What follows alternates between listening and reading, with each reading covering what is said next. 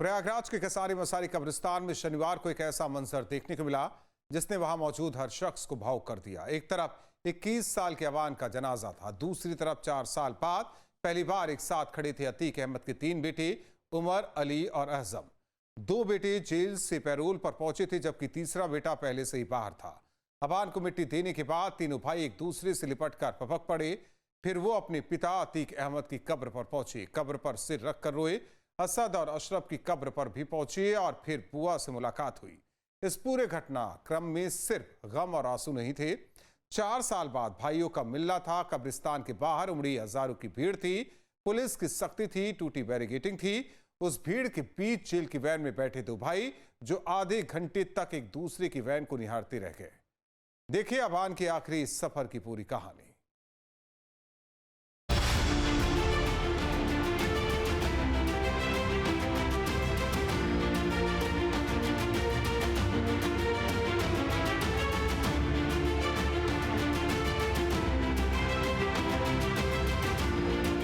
4 साल बाद अतीक अहमद के तीनों बेटे एक साथ आमने सामने थे।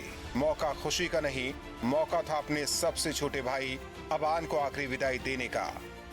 शनिवार शाम कसारी मसारी कब्रिस्तान में अवान के सुपुर्दे खाक की तैयारी चल रही थी। शाम 4:34 लखनऊ जेल से 6 गाड़ियों के काफिले में उमर वहां पहुंचा, लेकिन अब तक अवान का जनाजा नहीं आया था। इसलिए उमर को पुलिस वैन में ही बैठाए रखा गया। बाहर भीड़ लगातार बढ़ती जा रही थी। हर किसी की नजर उस वैन पर थी जिसमें 4 साल बाद अतीक का बड़ा बेटा उमर पहुंचा था। आधे घंटे बाद अली की एंट्री। शाम 5:05 झांसी जेल से अली भी 6 गाड़ियों की सुरक्षा के बीच वहां पहुंचा। अली की वैन उमर की वैन के ठीक पीछे खड़ी कर दी गई। दोनों भाई एक दूसरे से मिल नहीं सकते थे, लेकिन दोनों की नजरें एक दूसरे पर थी। वैन की खिड़कियों से दोनों भाई एक दूसरे की वैन को निहारते रहे, जैसे 4 साल की दूरी सिर्फ कुछ ही फीट के फासले में सिमट गई हो। शनिवार शाम अतीक अहमद के दोनों बेटे उमर और अली करीब आधे घंटे तक अपनी अपनी पुलिस वैन में बैठे रहे। दोनों एक दूसरे को देख तो रहे थे लेकिन मिल नहीं पा रहे थे। एक तरफ लखनऊ जेल से आया उमर था तो वहीं दूसरी ओर झांसी जेल से आया अली। 4 साल बाद दोनों भाई आमने सामने जरूर थे, लेकिन मुलाकात के बीच पुलिस की वैन और सुरक्षा का घेरा था। और फिर करीब 6:13 पर वो पल आया जब दोनों को वैन से बाहर निकाला गया। उमर अली का आमना सामना। शाम 6:13 अली को वैन से बाहर निकाला गया। उधर दूसरी वैन से उमर भी बाहर आया और 4 साल बाद दोनों भाई आमने सामने थे। अगले ही पल दोनों एक दूसरे से लिपट गए। आंखों में आंसू थे। सामने छोटे भाई अवान का जनाजा था और पिछले 4 साल की वो दूरी जो एक गले लगने के साथ जैसे टूट गई। अली ने काला कुर्ता पहन रखा था, सिर पर बड़ा रुमाल, कंधे पर सफेद अंगूछा और उमर ने सिर पर सफेद पगड़ी बांध रखी थी। उनके पिता मापिया अतीक अहमद भी अक्सर इसी तरह सिर पर रुमाल और सफेद गमछे के साथ नजर आता था। उस दिन दोनों बेटों के पहनावे में भी पिता की झलक दिखाई दी। आजम का इंतजार। इस मिलन में एक भाई अभी और शामिल होना था। अवान का सगा भाई आजम शाम करीब 5:51 भारी भीड़ के साथ आजम कब्रिस्तान पहुंचा, लेकिन वो अकेले नहीं चल पा रहा था। 2 लड़के उसके कंधे और कमर से संभाल कर अंदर ला रहे थे। आजम रो रहा था, बार बार अपने आंसू अंगूछे से पूछ रहा था और फिर वो सीधे अली की वैन के पास पहुंचा।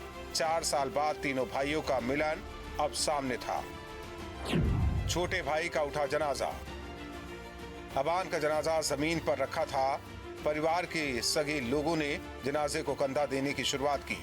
आगे के 2 पाए उमर और अली ने थामे, पीछे एक पाया आजम ने पकड़ा और चौथा पाए पर था बुआ का बेटा। तीनों भाई अपने छोटे भाई अवान को आखिरी बार अपने कंधे पर लेकर चल रहे थे। उमर ने पढ़ाई नमाज। जब आया वो वक्त जब अवान की आखिरी विदाई दी जानी थी।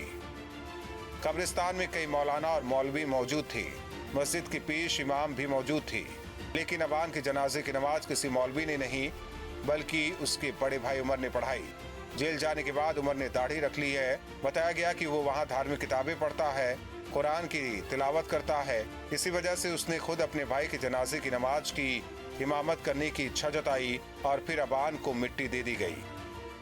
3 भाई फपक पड़े। अबान को मिट्टी देने के बाद तीनों भाई एक दूसरे से गले मिले और फपक कर रो पड़े। अली ने मिट्टी दी तो वो खुद को संभाल नहीं पाया। उमर ने उसे गले लगा लिया।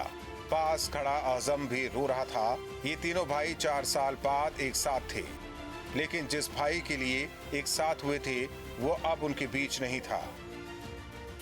अबान को सुपुर्दे खाक किया गया। पिता अतीक अहमद की कब्र उसके पास ही है। अबान को मिट्टी देने के बाद उमर, अली और अहजम सीधे अतीक की कब्र पर पहुंचे। तीनों भाइयों ने कब्र पर सिर रखा, काफी देर तक रोते रहे। इसके बाद वो असद की कब्र पर गए और फिर अशरफ की कब्र पर भी पहुंचे। यानी एक ही जगह पर इस परिवार की कई पुरानी यादें और कई गहरे जख्म एक बार फिर हरे हो गए। पहली बार देखी पिता अतीक की कब्र। अतीक अहमद की हत्या अप्रैल 2023 में हुई थी। तब उमर और अली जेल में थे। उस वक्त पिता की कब्र पर पहुंचने का मौका दोनों को नहीं मिला था। अब करीब 3 साल बाद जब दोनों पहली बार अतीक की कब्र के सामने पहुंचे तो खुद को रोक नहीं पाए। कब्र पर सिर रखा और देर तक रोते रहे। फिर दोनों भाई अपने भाई असद की कब्र पर भी पहुंचे। वही असद जो 13 अप्रैल 2023 को झांसी में एनकाउंटर में मारा गया था। और फिर चाचा अशरफ की कब्र। तीनों भाइयों ने वहां भी फतेहा पढ़ी।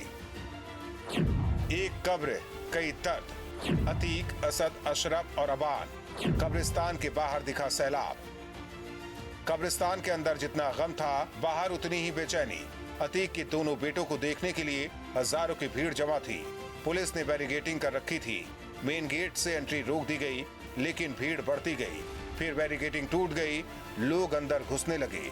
पुलिस ने लाठी पटकी, थप्पड़ मारे, लोगों को पीछे हटाया, लेकिन भीड़ पीछे हटने को तैयार नहीं थी। पीछे की दीवार से भी एंट्री। जब मेन गेट से रास्ता बंद हुआ तो कुछ लोग कब्रिस्तान के पीछे की तरफ पहुंच गए और वहां की बाउंड्री तोड़कर अंदर घुसने लगे। कई हजार लोग ऐसे भी थे जो कब्रिस्तान के अंदर नहीं जा पाए, लेकिन बाहर से ही डटे रहे। दोपहर से लेकर रात करीब 8 बजे तक, जब तक उमर और अली की वैन वहां से निकल नहीं गई, भीड़ कब्रिस्तान के बाहर मौजूद रही। शनिवार को उमर और अली को देखने के लिए भारी भीड़ जमा हो गई थी। पुलिस ने यहां बैरिकेडिंग की थी, लेकिन भीड़ इतनी ज्यादा थी कि कई जगह बैरिकेडिंग टूट गई। हालात संभालने के लिए पुलिस को लाठी भी चलानी पड़ी। दरअसल इस भीड़ की एक वजह सिर्फ अबान का जनाजा नहीं था।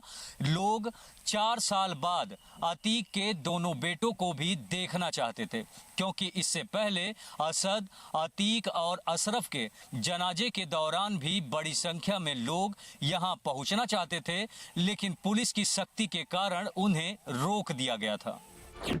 3 मौतों की कसर। 13 अप्रैल 2023 असद मारा गया। 2 दिन बाद 15 अप्रैल अतीक और अशरफ की पुलिस सुरक्षा में हत्या कर दी गई। 3 मौतें एक के बाद एक। असद को कंधा देने के लिए भीड़ पहुंची, लेकिन पुलिस की सख्ती ने उन्हें पीछे कर दिया। अतीक, अशरफ के जनाजे में भी शहर में बैरिकेडिंग कर दी गई। लोग दूर से ही देखते रह गए और अब जब अबान का जनाजा निकला तो जैसे पुरानी कसक फिर सामने आ गई। हर कोई कब्रिस्तान पहुंचना चाहता था। बुआ से मुलाकात। अबान की कब्र पर मिट्टी देने के बाद तीनों भाइयों ने फातिहा पढ़ी। फिर करीब 100 कदम दूर मस्जिद के पास लगाए गए टेंट में पहुंचे। वहां उनकी बुआ परवीन कुरैशी व्हील चेयर पर बैठी थी। उमर को देखते ही बुआ उससे लिपट गई। उमर ने बुआ को गले लगाया। बुआ ने उसके माथे को चूमा। फिर अली भी उनसे लिपट कर रोने लगा और बुआ की आंखों से भी आंसू निकल पड़े। बुआ ने अली से कहा कि अल्लाह ने क्या कर दिया, क्या दिन देख रहे हैं। गीली आंखों से बुआ की इस दर्द भरी बात का अली ने इंशाअल्लाह सब ठीक होगा कहकर जवाब दिया। उमर, अली, अहजम और बुआ के बीच करीब 1 घंटे तक बातचीत हुई। बातचीत में सबसे ज्यादा चर्चा हुई मां साहिस्ता परवीन की, चाची जैनब की और इसके अलावा उन रिश्तेदारों की जो जेल में हैं। एक तरफ अबान के मौत का गम तो दूसरी तरफ जेल में बंद परिवार के लोग। और इन सब के बीच उमर ने अपने छोटे भाई अहजम को समझाया कि अब बार बार जेल मिलने मत आना, पूरे परिवार को संभालो। अबान की कब्र, अतीक की कब्र, असद की कब्र और अशरफ की कब्र, एक ही जगह 4 कब्रें और उनके सामने खड़े अतीक के 3 बेटे उमर, अली, अहजम। 4 साल बाद पहली बार तीनों भाई एक साथ थे।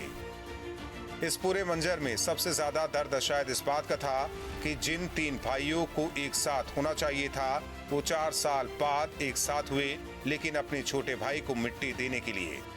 जिन्हें एक दूसरे का सहारा बनना चाहिए था वो खुद एक दूसरे के कंधे पर सिर रख कर रो रहे थे। अबान की कब्र पर अली की आंखों में आंसू थे। उमर उसे संभाल रहा था, अज़म खुद को संभाल नहीं पा रहा था और कुछ ही कदम दूर उनके पिता अतीक की कब्र थी, जिसे उमर और अली ने पहली बार करीब से देखा। फिर असद की कब्र, फिर अशरफ की कब्र, यानी एक ही कब्रिस्तान में एक परिवार की कई अधूरी कहानियां, कई मौतों का दर्द और 4 साल बाद मिले 3 भाइयों की आंखों से बहते आंसू। अबान का जनाजा तोड़ गया, लेकिन इस परिवार के जख्म शायद अभी भी वही हैं, कसारी मसारी की मिट्टी में, जहां एक भाई को मिट्टी दी गई और 3 भाई अपने बीते हुए कल के सामने खड़े होकर रोते रहे। Team news state.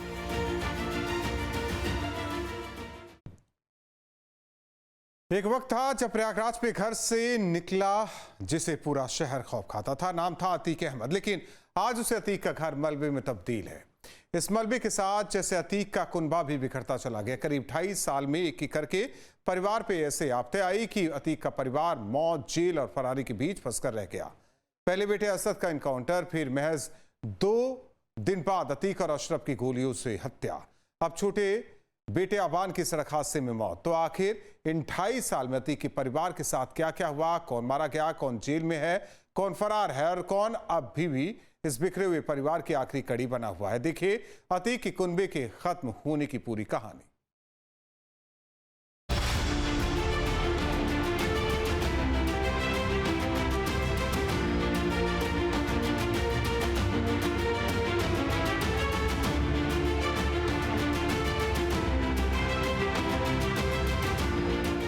कभी इस घर में रुतबा था, नाम था, दबदबा था और एक ऐसा कुनबा था जिसके आगे प्रयागराज में बड़े बड़े नाम भी खामोश हो जाते थे।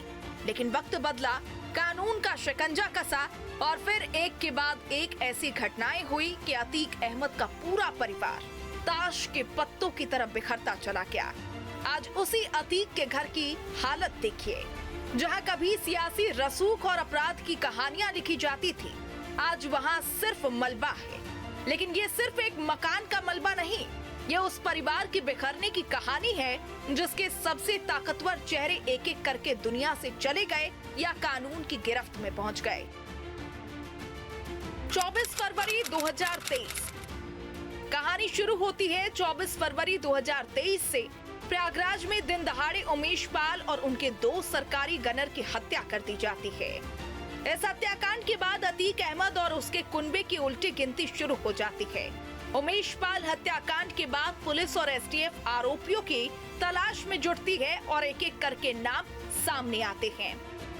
असद का अंत। इस हत्याकांड में शामिल अतीक का बेटा असद करीब 50 दिन तक पुलिस से बचता रहा, जिस पर 5 लाख रुपए का इनाम रखा गया। फिर 13 अप्रैल 2023 झांसी एसटीएफ की टीम असद और उसके साथी गुलाम तक पहुंचती है। पुलिस के मुताबिक दोनों तरफ से फायरिंग होती है और मुठभेड़ में असद और गुलाम मारे जाते हैं। एक झटके में अतीक का बेटा परिवार से हमेशा के लिए दूर हो जाता है। लेकिन कहानी यहीं खत्म नहीं होती, बल्कि असद की मौत के ठीक 2 दिन बाद कुछ ऐसा होता है जिसने पूरे देश को हिला दिया। प्रयागराज का कॉल्विन अस्पताल, अतीक अहमद और उसका भाई अशरफ पुलिस हिरासत में मेडिकल जांच के लिए अस्पताल लाए जाते हैं और तभी अचानक धाएं धाएं धाएं कुछ ही सेकंड में गोलियों की बौछार होती है। अतीक अहमद और अशरफ अहमद की मौके पर ही हत्या कर दी जाती है। हमलावर पत्रकार बनकर भीड़ में पहुंचे थे। पूरी वारदात कैमरे में कैद हुई और देश ने लाइव टीवी पर अतीक अहमद के अंत का वो मंजर देखा जिसकी शायद किसी ने कल्पना तक नहीं की थी। लवकेश तिवारी, अरुण मौर्य और सनी सिंह तीनों हमलावर मौके पर ही गिरफ्तार कर लिए गए। अतीक की हत्या की जांच के लिए न्यायिक आयोग का गठन भी किया गया, लेकिन इन सब के बीच अतीक का परिवार लगातार टूटता जा रहा था। अब कौन जिंदा, कौन जेल में? अतीक अहमद का सबसे बड़ा बेटा उमर अहमद वो जेल में है और उसके खिलाफ कानूनी कार्रवाई जारी है। दूसरा बेटा अली अहमद, अली नैनी सेंट्रल जेल में बंद है। तीसरा बेटा असद अप्रैल 2023 में झांसी में एनकाउंटर में मारा गया और अब चौथे बेटे अब्बान की भी मौत हो चुकी है। अब्बान, जिसकी उम्र उस वक्त इतनी कम थी कि साल 2023 में उसे और उसके भाई एहजम को बाल संरक्षण गृह में रखा गया था। बाद में दोनों को रिहा किया गया। अब्बान परिवार के साथ रहने लगा, लेकिन किस्मत को कुछ और ही मंजूर था। बताया गया कि अब्बान अपनी जेल में बंद भाई अली से मिलने जा रहा था और रास्ते में सड़क हादसा हो गया। हादसे में अब्बान की जान चली गई। एक परिवार जिसमें कभी कई बेटे थे, आज तस्वीर देखिए। एक बेटा मारा गया, दूसरे जेल में है, एक बेटा सड़क हादसे में दुनिया से चला गया और सबसे छोटा बेटा एहजम परिवार की महिलाओं की देखरेख में है। और अतीक की पत्नी शाइस्ता परवीन उमेश पाल हत्याकांड के बाद से ही पुलिस की नजरों में है और लंबे वक्त से फरार है। यानी अतीक की मौत के बाद भी उसके परिवार की कहानी खत्म नहीं हुई, बल्कि हर नए मोड़ पर एक नया सवाल खड़ा होता है। ये कहानी सिर्फ एक माफिया के खत्म होने की कहानी नहीं, यह उस कुनबे के बिखरने की कहानी है जिसका नाम कभी प्रयागराज में खौफ का दूसरा नाम था। आज उसका कुनबा धीरे धीरे मिट्टी में मिल रहा है। अतीक का घर भले मलबे में बदल गया हो, लेकिन उसके परिवार की कहानी आज भी अदालतों, जेलों और पुलिस की फाइलों में जिंदा है। Team news state. एक साधारण परिवार में जन्मा एक नौजवान कैसे कम उम्र में ही अपराध की दुनिया में मुड़ जाता है, फिर कैसे अपराध की दुनिया से सियासत में अपना भाग्य आजमाता है। कामयाबी भी मिलती है, लेकिन अतीत ने उसका पीछा नहीं छोड़ा। आखिर में अतीक का भी अंत हो गया।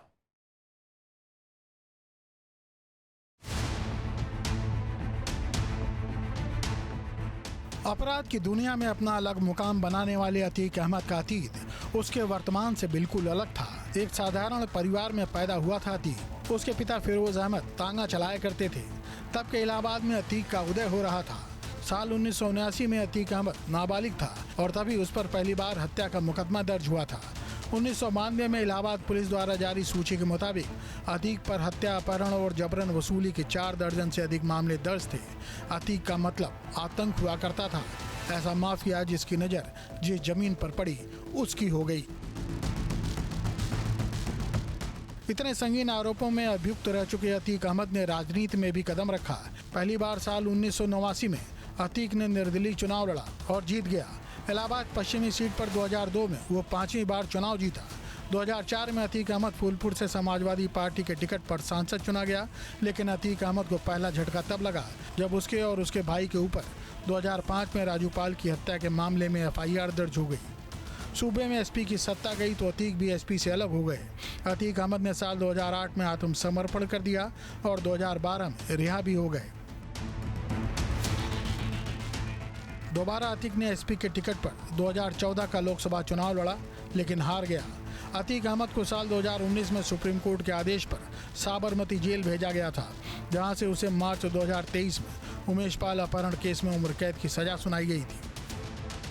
साल 2023 उमेश पाल हत्याकांड, ये वही साल है जहां से अतीक के लिए सबसे बुरा साल था और यहीं से उसके साम्राज्य और उसकी जिंदगी का खात्मा शुरू हो रहा था। अतीक के लिए उमेश पाल हत्याकांड जो कि उनके बेटे ने किया था, अगर बात करें कि किस तरीके से ये हुआ, तो उमर और अली ये 2 बेटे उसके जेल में हैं और अमान जो अगर हम कहते हैं कि असद, इन दोनों की मौत हो चुकी है। इसके बाद 15 अप्रैल 2023 को प्रयागराज में मेडिकल जांच के दौरान 3 हमलावरों ने अतीक और उसके भाई अशरफ की गोली मारकर हत्या कर दी थी। उत्तर प्रदेश सरकार ने अतीक और उसके परिवार की अवैध रूप से बनाई गई अरबों रुपए की संपत्तियों को जब्त किया था और ढहा दिया था। इस तरह खत्म हो गया अतीक का परिवार और खत्म होता गया अतीक का साम्राज्य। शाइस्ता उसकी पत्नी फरार चल रही है। 1 लाख से ज़्यादा का इनाम है। और सबसे बड़ी बात है कि अब तक एजेंसियों ने जो जांच की है उस लिखत पढ़त में अगर देखा जाए तो 1200 करोड़ के आसपास की संपत्तियां जब्त हुई हैं। नामी और बेनामी न जाने कितनी ही संपत्तियां अभी बाकी होंगी, लेकिन अतीक के मौत और साथ में बेटों का ये हाल अतीक के उस साम्राज्य को खत्म करने की दास्तान है जो 2023 से शुरू होता है और लगातार चलता जा रहा है। वीडियो जर्नलिस्ट सैफुल हसन के साथ आलोक पांडे, न्यूज़ स्टेट, लखनऊ।